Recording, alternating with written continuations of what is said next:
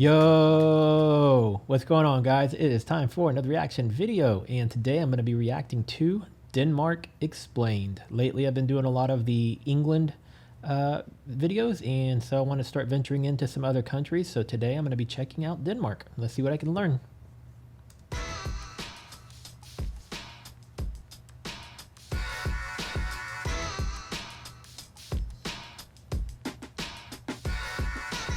Hey guys, and welcome to this very first episode here at Countries Explained. My name is Kenan, and I'll be your host today. Our mission is to provide you with amazing facts and knowledge from every single country in the world. Each video will cover a unique country, and we're giving you one episode on a weekly basis, because, you know, time and stuff. But hey, maybe one day we're doing this thing full time and can pump out videos on a daily basis. Let's see what happens, yeah? We honestly couldn't decide what country to start with. Sure, we could have gone alphabetically, but it kind of felt like something you do in 2006, right? Or we could have gone with the largest by population or something similar. Yeah, that probably would have been a good idea. Anyways, we decided to just put a big map on the wall, chew on a piece of paper, and shoot it through a straw. Where the wet paper landed, that's the country we're starting with, and as you already know by the title of this video, we hit Denmark with the wet, pulp-like piece of paper. Which, if you think about it, is kind of weird since it's one of the smaller countries on the map. But hey, paper does fly in mysterious ways. But let's not waste any more time here and instead jump straight into our very first video. Denmark, it's your time to shine.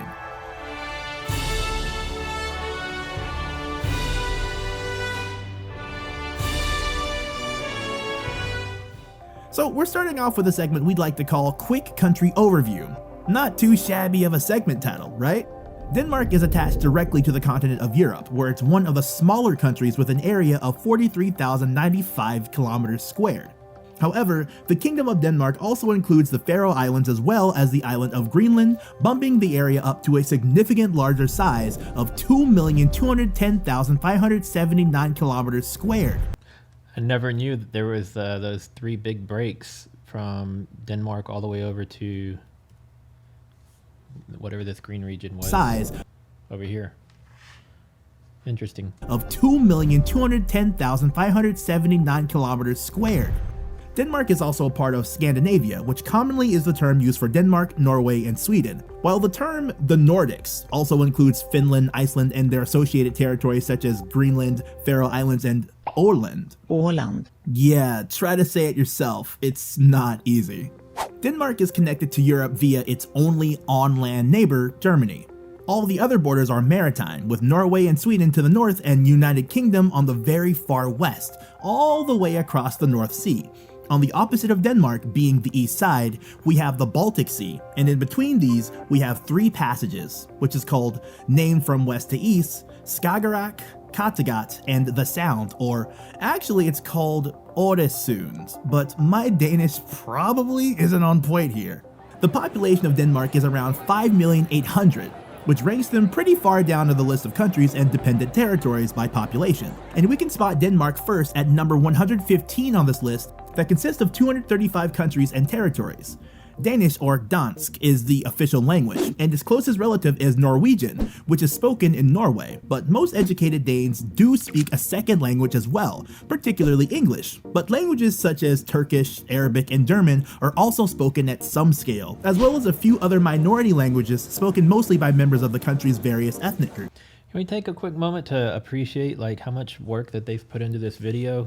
Kenan, you've done a fabulous job with this, and I heard you say it was your first one. I didn't go, let me see, when did this video release?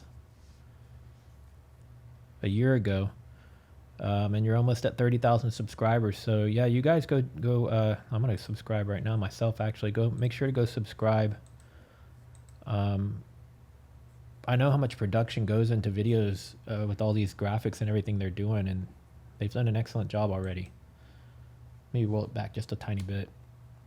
Scale, as well as a few other minority languages spoken mostly by members of the country's various ethnic groups. The official religion of Denmark is Evangelical Lutheran, but the country practices religious freedom, even though an overwhelming majority of Danes, about 85% of them, remained members of the state church called Folkekirken. but other than that, you'll find Jewish synagogues, mosques, and Roman Catholic churches around the country. The flag of Denmark is called Dannebrogen, and it's red with a typical Scandinavian white cross that extends all the way to its edges. And the Danes have taken pride in their flag for a very long time. In fact, it's the oldest continuously used national flag in the world, dating back to the 15th of June, 1219. That's interesting. And I also noticed a moment ago when they were putting up all the various flags of the different countries, every one of them had a cross. There was only one of them that had some sort of a circular image graphic, but all the rest of them had some form of a cross in them. So what's the history of this country? Let's jump into our history segment and find out. Since the end of the last ice age, people have been migrating from the eastern and southern parts of Europe to the northern area, a place which today includes Denmark. The rich soil, closeness to water, and terrain has ever since helped shape Danish history and culture. One of the most notorious periods in Danish history is the Age of the Vikings. It began around 793 AD, with the raid on the English tidal island of Lindisfarne. The Viking Age lasted for about 250 years, and under it, Danish Vikings were quite victorious under their time. One Viking in particular, called Sven Sukik, or Sven Forkbeard if translated freely, and his son Knud the Store, which translates to something like Canute the Great, were once kings of Denmark, Norway, southern Sweden, Greenland, the Faroe Islands, Shetland, Orkney, and parts of England. Now that's a handful to keep track of. Then came Christianity. In 965 AD, the Danish king Harald Bluetooth, yes, we know, that translation is amazing, and he was way ahead of his time with that name, got baptized, and the Christian religion became a big part of the Danish society. However, it didn't turn the once so brutal Danes into a people filled with peace and harmony just yet. They continued to fight to maintain and expand their lands a few hundred years more. The next major part in Danish history came in 1397 with the Kalmar Union that brought the kingdoms of Norway, Denmark, and Sweden together under a single monarch under the leadership of Queen Margaret I. This peaceful union lasted until the year 1523 when Sweden decided to break out of it. And this was the starting point of a long rivalry between Sweden and Denmark. In the end, Denmark lost the war to Sweden, who took over the parts that today is southern Sweden. This loss was one that really made Denmark into the country it is today. They introduced hereditary and absolute monarchy in the country, and it helped them form the strong, well-organized state it is today. In World War I, Denmark remained neutral, and after the war, their economy started to evolve, all until April 9, 1940, when the still neutral Denmark was invaded by German troops. Overwhelmed by the German war machine, the country got occupied for 5 years under the Nazis. But the light returned to the Danish people. On May 5, 1945, Denmark was free from the German occupation, all thanks to the Grand Alliance, which consisted of the UK, US, and the Soviet Union.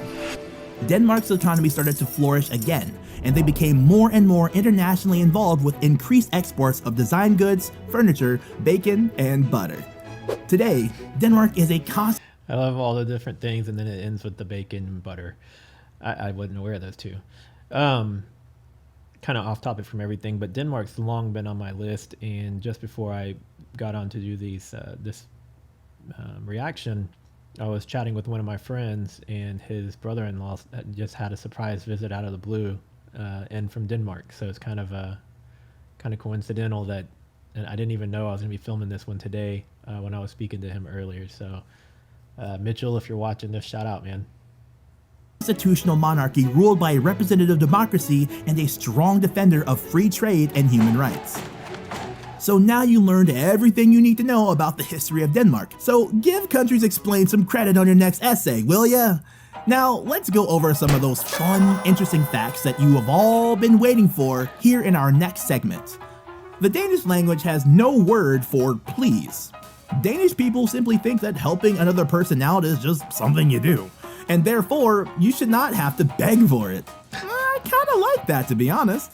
Speaking of the Danish language, they do have another pretty remarkable word in there though. It's called hygge, and it's basically a word for that cozy feeling of togetherness. The Danish pastry is That one word means all of that, hygge.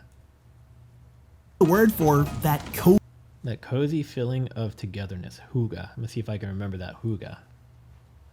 Cozy feeling of togetherness. The Danish pastry is actually from Austria. Most of us have heard about the Danish pastry called wienerbrød or Danishes. However, most of us don't know that these are actually from some Austrian bakers that settled themselves in Denmark in the 1840s. Also, this is why it's called wienerbrød or Viennese bread from Vienna. The two oldest amusement parks in the world are in Denmark. Bakken, which is just outside of Copenhagen, is the oldest in the world, and the second oldest is called Tivoli Gardens and is based right in the middle of the capital. That's interesting. I never would have guessed that there would be a theme park from 1583.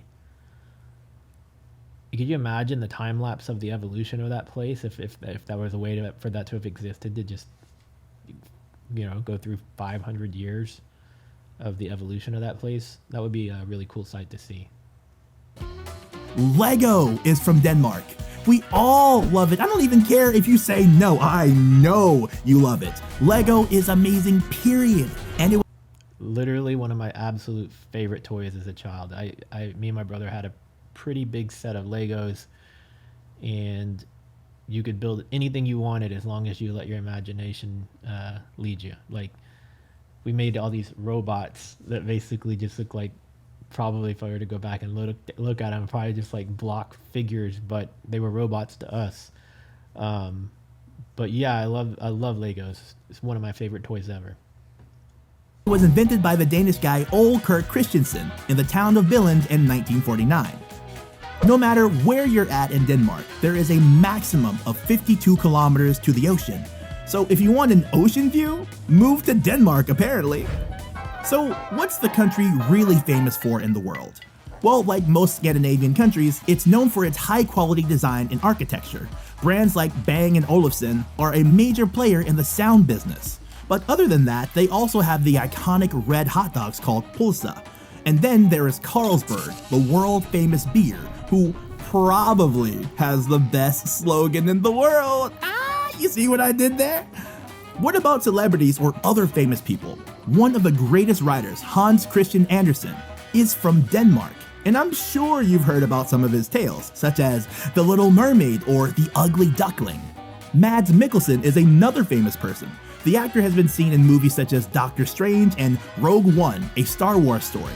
Or what about the American series Hannibal, where he played Dr. Hannibal Lecter himself? That was a really good series. I really enjoyed that one. I knew I recognized him, I just couldn't place it, but that's where I recognize him from. And let's not forget about the physicist Niels Bohr, who in 1922 won the Nobel Prize in Physics in recognition for his services in the investigation of the structure of atoms and the radiation emanating from them.